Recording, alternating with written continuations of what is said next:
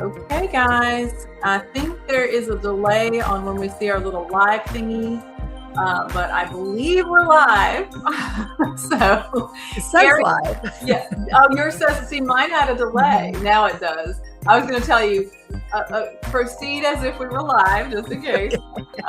So, let me stop this music. So, welcome, you guys. Welcome, everybody, to PEPTalk, Productive Environment Podcast. And if you're a regular listener, attendee, you'll see that Kerry and I are flying solo today. We don't have well, you probably wouldn't see because you never see Ed's in the background. But Ed's is she controls everything in the background and she's off today. So if we mess up, blame it on me.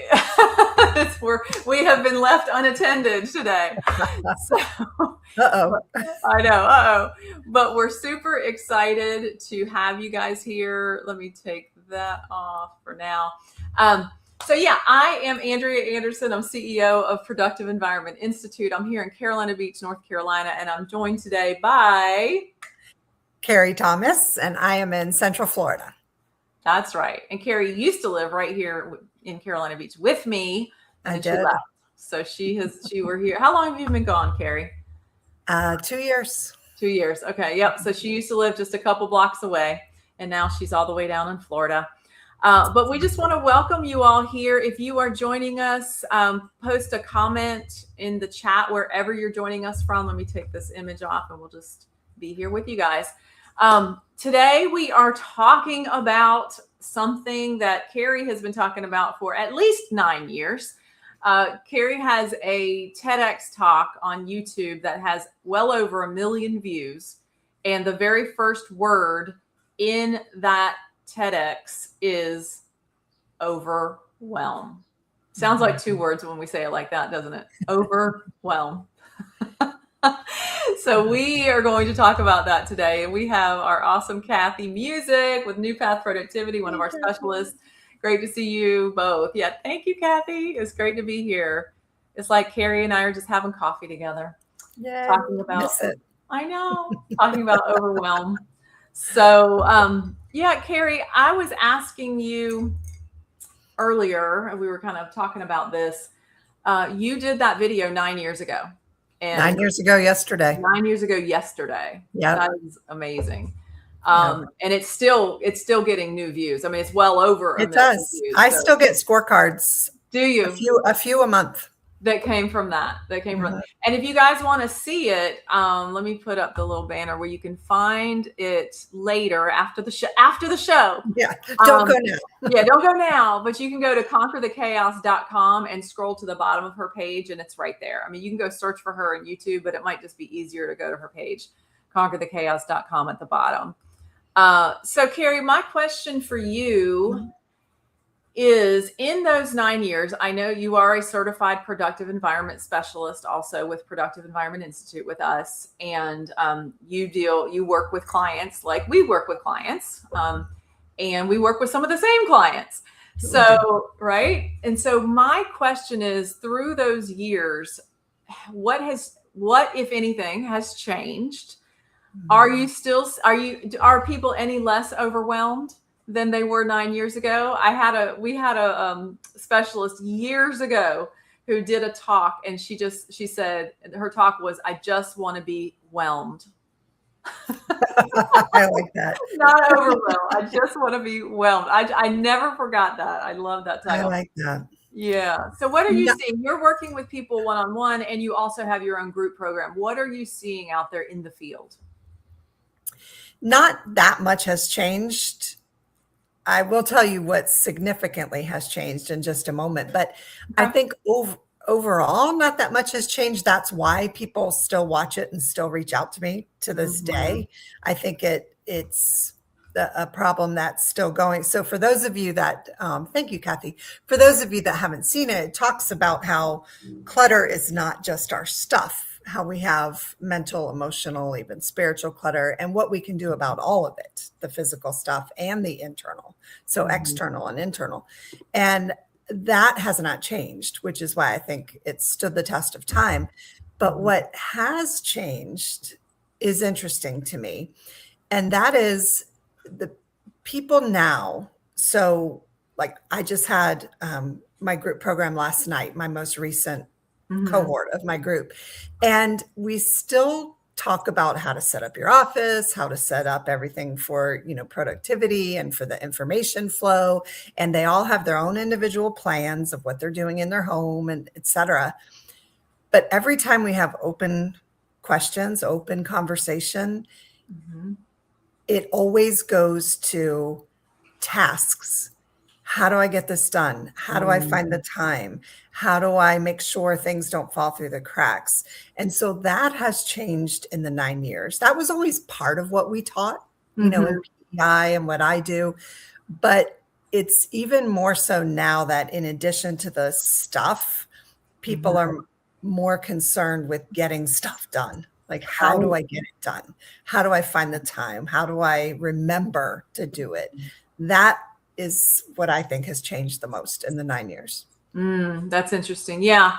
And I was sharing we're hearing that too in our SOAR program, our Systemize, Organize with Action and Reference program. It's the same thing. They're working on their individual offices. They're working on their email. They're working on their digital information. But the question continues to come up, well, how do I keep up with it all? When do I do and these are tasks specific to their organizing projects, right? So you've added to your already busy life, you've added this new organizing project or organizing journey. And I tell them, y'all, this is till death do us part, because as long as we have paper, as long as we have email, as long as we have information, and now with AI, if any of you are out there experimenting with ChatGPT and Claude, and I'm loving it. I love it, love it, love it. But it is also creating more information, And I will create something in one tool, because I'm experimenting with different tools. And then I'm like, well, what I want to find it. Which tool was that in? Where was it? Which conversation was that in?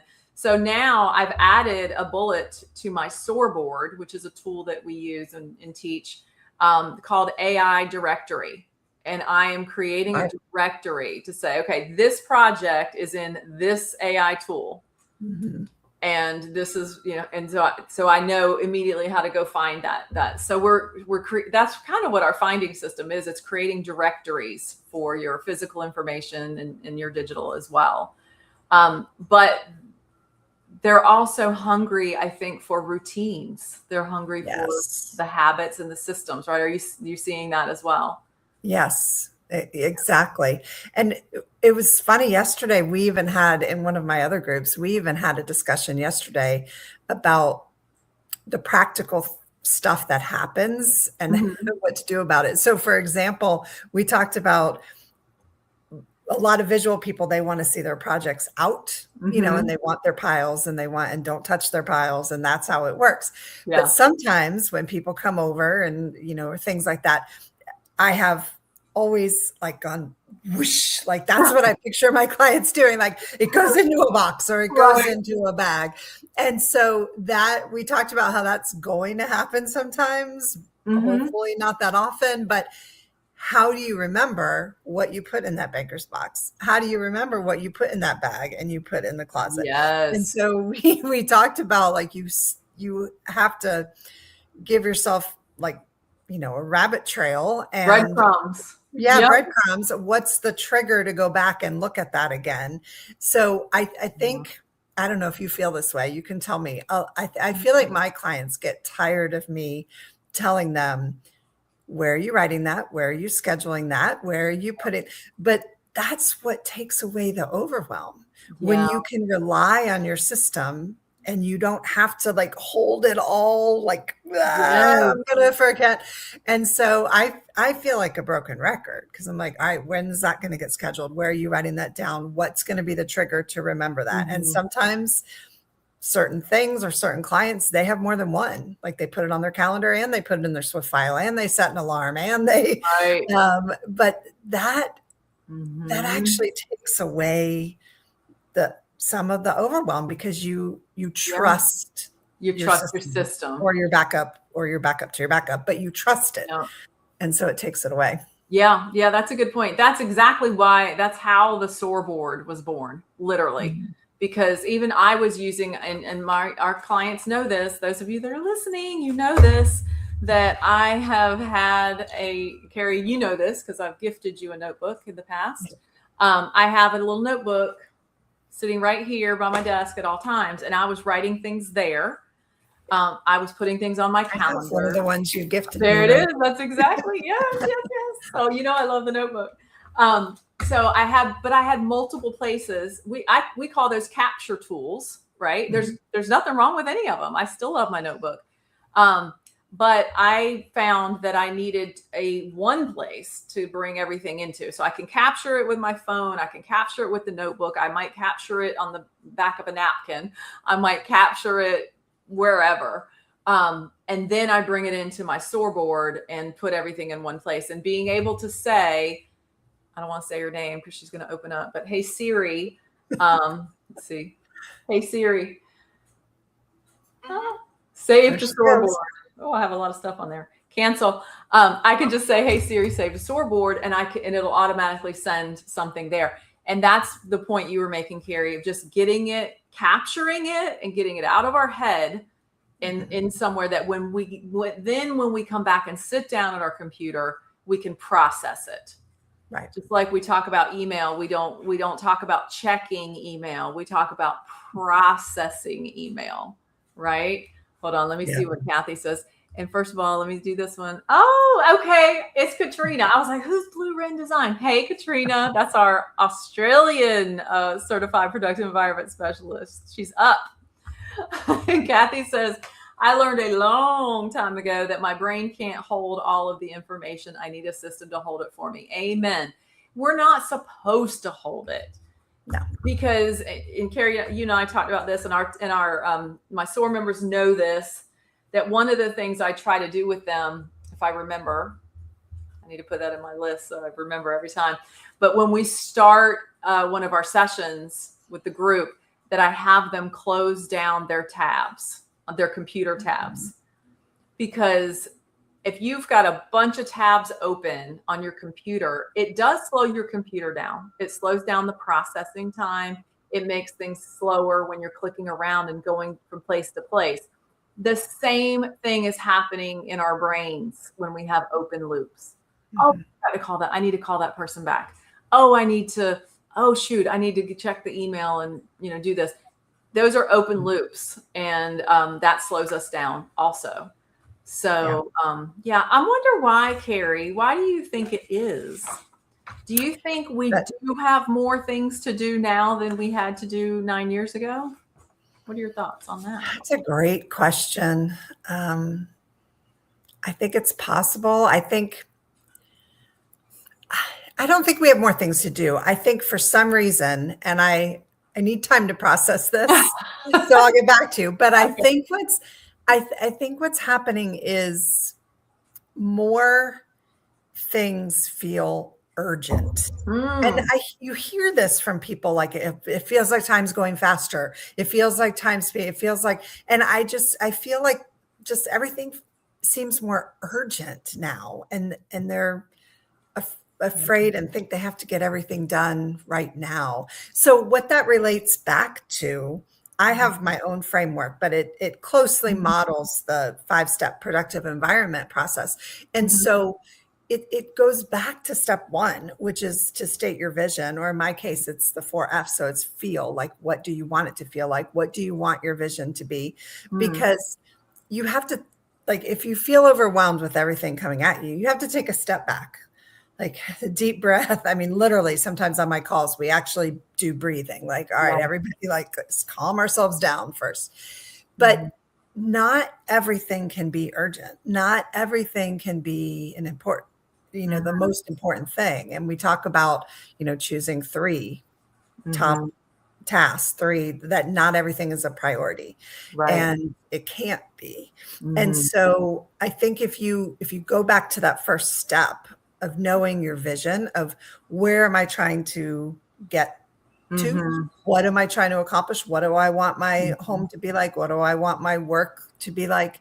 That helps you because you can't do everything. You said it at the very beginning of the call. It's never going to go away. It's like brushing your teeth. You don't brush your teeth once. Like, right. I say that all the time. Like, I'm done. Yeah. I brush my teeth this month. Exactly. Yeah. Exactly. Like you drink one glass of water and I'm good. I'm hydrated for life. Yeah. So it's making peace with it.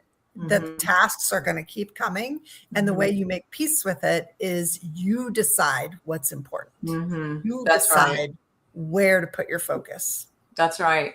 There's always going to be a lot of tasks, a lot of time. And I've got something to say about that. But this reminds me, we talked about this last week on the podcast, and life is more than your to-do list. Yeah. Like, that's really what we're talking about. Life is more than your to-do list. And our to-do lists can become just sprawling. And then you try to squeeze them in on certain days. And, and it's just like, and Barbara says, Barbara doesn't swear much, but sometimes she does. And she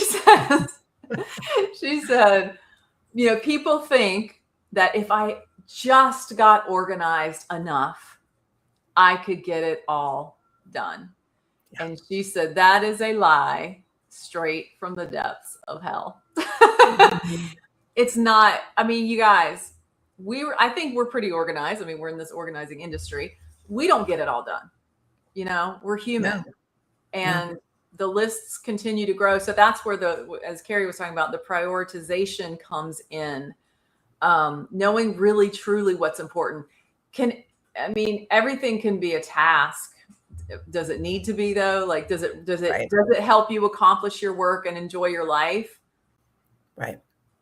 Either one. And the other thing that helps, that I spend 80% of my time with my clients doing, and I know you do the exact same thing, is identifying the next small step, the next action. The next and action. When you view it through that lens, that takes away some of the anxiety right there. Yeah, that's if you true. Can brainstorm like, okay, I want to do XYZ project. What are all the things that go into it? And get that out of your head, and then always know what the next small step is. Yeah. Because if you know and you have it written down somewhere, I just wrote a blog about this not too long ago. Like, these are the 4 main important parts of my life right now. And I have a next step in this part, and I have a next step in this part. And if you know what they are and have them even written down somewhere, when you find yourself with 15 spare minutes, or you want to do something before you shut down work for the day, you don't have to think in that moment, now what can I do? What's next? What should I do? Right. If you have an ongoing list of your next small step, boom, okay, I did it. And then you can write what the next one is. It saves you so much time and anxiety in the moment if you have that.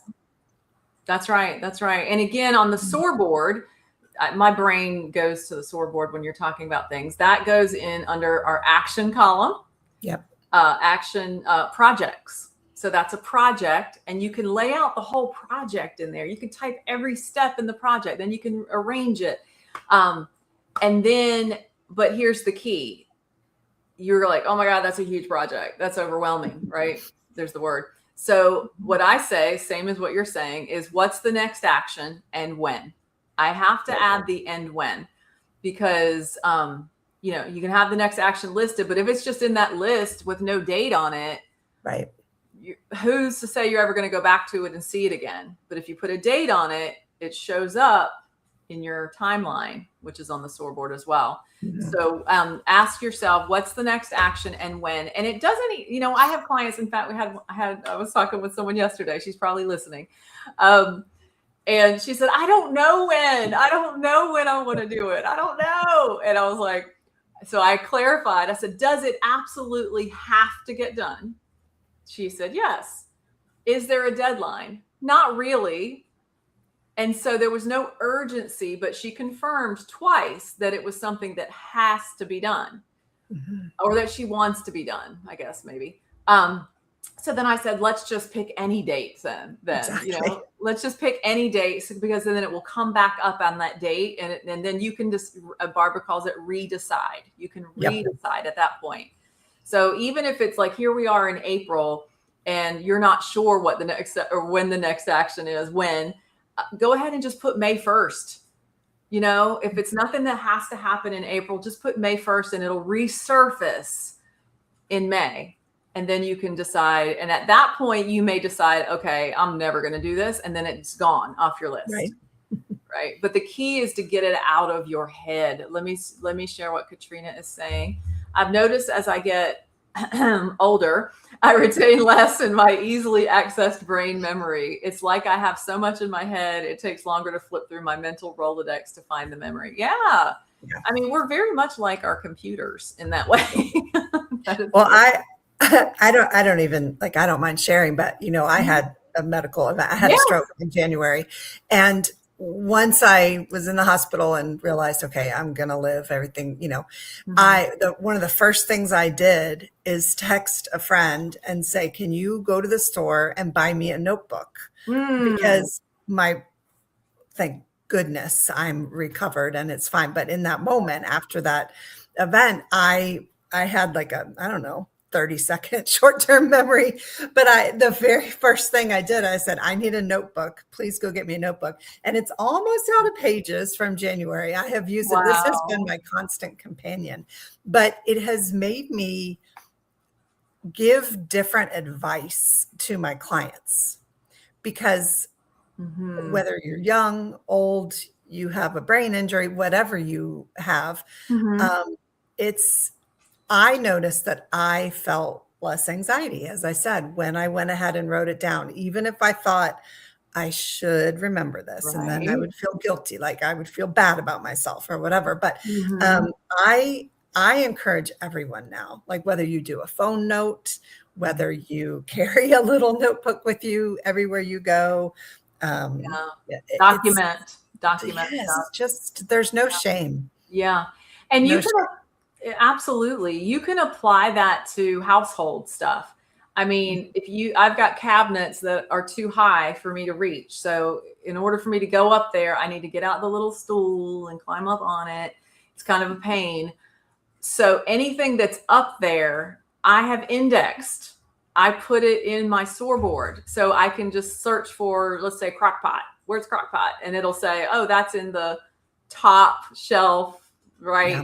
Whatever. So basically index your life. Where is everything? If you put things in your safety deposit box at the post office or your fireproof box in your home where you've got documents, document the documents, document what's in there so that you can quickly find the information. That's really what it's about. I mean, it's one of the people system. I love it. I advise people to put everything in the finding system. One of my clients in my group program, she's moving right now. She just moved this past weekend, and she told a story last week where she doesn't quite have the whole SOAR board yet, but she has workflowy and she's been using it for a while. And she did a moving inventory, and she told a story of how she was, box 1 has this, and she would type it in, box 2 has this, and she needed an air mattress, and she had already packed everything, and it was just boxes. And she typed in air mattress. Oh, it's in box 9. She went to box 9. She got the air mattress out. It was, I know. I knew you would love that story. Yes. It's exactly what it's meant to do. Yeah. And I love it when our clients, we have one, Jen, she gets so excited. It's like she shocks herself when her system works. She's like, she'll think of something she needs, and she's like, oh, I just went and I did a search and it came up. And I went right to it. It was there. So that's the beauty of it, guys. We all have those. There's nothing. I mean, Kerry actually had a medical issue. But most people, yes, we're just trying to remember too much. We're trying to keep up with too many things, and we're jotting things down, which is a start.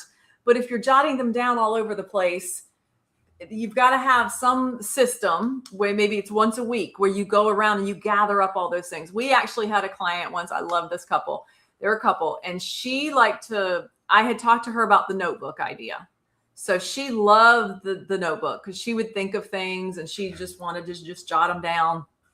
her husband liked sticky notes, and he had sticky notes in every room in the house, like on the end table, the bedside table, the bathroom. There's sticky notes everywhere. And so that was his style. That was his way of capturing the information, and that worked for him. The idea of lugging a notebook, even a small one, around with him from room to room did not appeal to him. And his wife said, I know he won't do this. So we came up with a hybrid, and she said it worked like a charm, because the things he was writing, some were just like, maybe they were ministers. They did missions work. So maybe it was a scripture he wanted to remember or something. But sometimes it was somebody to pray for, somebody to call, somebody to reach out to. So it was important things. And so that they didn't want to lose track of. So what happened was, she got the notebook, and that worked for her. And then once a week, she would go around the house and grab his sticky notes and put them in the notebook rather than trying to change him. Right. Right. I don't know. They might be listening too. If y'all are listening.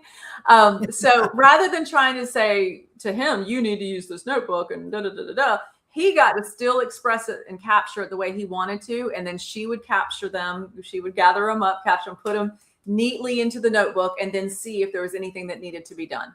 Yeah. And that's my passion that I've been talking about for almost 20 years, is you have to do what works for the way your brain works. Wired.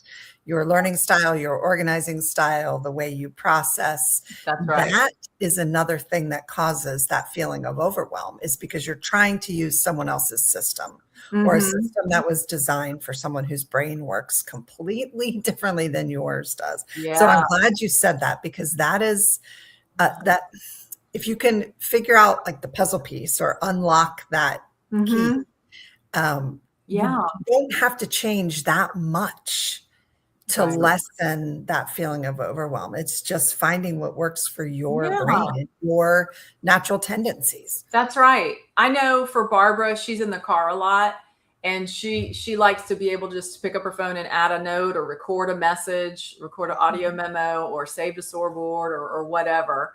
I'm at my computer mostly, so I don't necessarily have to do that, but I have it, and I can if I choose to. So guys, listening, figure out what that is for you as far as capturing what ways, and there can be more than one way. You can say, I capture on my phone, I capture on my notebook, but then what happens to it? Where does it go from there? And for me, and for our SOAR members, the answer is into the SOAR board, because that's where it gets actioned. But if somebody doesn't have a SOAR board, it's find somewhere for those things to eventually, bless you, eventually go. So you're capturing the information, and then you're capturing it for a reason, right? And then you pull it together. And there may be times when you're pulling it together that you're like, I don't need that after all. Oh, got it. It was just a neat thought. It was a quote I wanted to think about again, but didn't need to save. So, you don't have to, but that will take a lot of your brain power down a notch, so that you can just breathe, instead of trying to carry everything in your head. Let me see what Chris or Katrina says. There are researchers who advocate that the process of writing something down is way more effective for retaining that information. Yeah, that's a good point. There are times that I do, because you saw, I still have the notebook right here. And I also have an iPad. So I was like, I'm going to replace the notebook with the iPad that you can write on. And I do that as well. I kind of go back and forth a little bit. But the key is I need something right here. And I do a lot more of, hey, Siri, save to SOAR board. And that works for me too. But you can try multiple things. There is no right or wrong. Try what works for you. But just the idea is to capture information, thoughts, to-dos, tasks, capture them, get them out of your head into a system, whatever system that might be. Okay. So any closing thoughts on that, Kerry? And then I'll share your website and some next steps for these guys. So. No, I like what you just said, to the slowing down part. And what Katrina said is absolutely right. There is research that more than any other way, putting actual pen or pencil to paper slows your brain down. And when it slows down, then we, as she said, we're more likely to retain the information. It's a different process physiologically when we, and not to say that, as you said, there's anything wrong with the other way, but for some things it might be better. But at that slowing down, that's the very first thing I said. So it's perfect that I'll close with this as well. The swirling, the like constant swirling. Do something. I have a PDF about getting unstuck, and some of the things like do something to stop that. Humming, deep breathing, walk outside. Don't try to even capture or implement things from that frenzied, swirling space. Like slow down first, focus on your vision of where you want to go, then go back to your tasks. It doesn't take that long. You're like, I don't have time to do that, Gary. I don't have time to take a break and walk outside. I'm telling you, like 30, 60 seconds of just slowing down before you move forward is going to change so much. Stop the swirl. Slow down, stop the swirl. I like that. That's really good. That's really good. So let me share a couple things with you guys. You can go learn more about Kerry at conquerthechaos.com. And you have a group program, and they can find information about your group program at Clutter Coaching. So if you go to conquerthechaos.com, at the top, you'll see Clutter Coaching. Click there and you can learn about Kerry's Frustration to Freedom. Frustration to Freedom group. Right. Very good. And her TEDx is on that page also at the bottom. So go to the main page, conquerthechaos.com, scroll down to the main page and you'll see her video. It's 11 minutes. You guys, right after we end this, go watch it if you haven't. And if you have, watch it again because it's totally relevant. And then for PEI, if you're new to us, be sure to, even if you're not new to us, hold on, let me do this. If you're new to us, go to lesscluttermorelife.com. There's a short free training there. And then that actually gets you onto our email list where we can keep you updated on when we do workshops and different things. And we share training tips, and I hate tips, but you know what I mean. We like systems, not tips. Go to lesscluttermorelife.com if you're new to us. That gets you into our community, into our world. And then we also have what we call the SOAR into Action workshop. So you can go to workshop.productiveenvironment.com. Go check out our upcoming workshop. Sometimes we have on-demand workshops where you can sign up and it's right there and ready to go. And then we also do live workshops. So you can go check out the page and find that out. But this was fun, Kerry. Thank you for being here. You're always an awesome guest. So thank you for being here. And thank you all for watching. And please, two more things. Like this video, share this video with somebody else that in your life that may be feeling overwhelmed. Do you know anybody that feels overwhelmed? Share this video with them. It might give them a couple of ideas that they can implement. And then also, if you are not yet subscribed, please subscribe to our channel, our YouTube channel. We really appreciate that. All right, guys, have a great rest of your day, and we'll see you next week. Bye.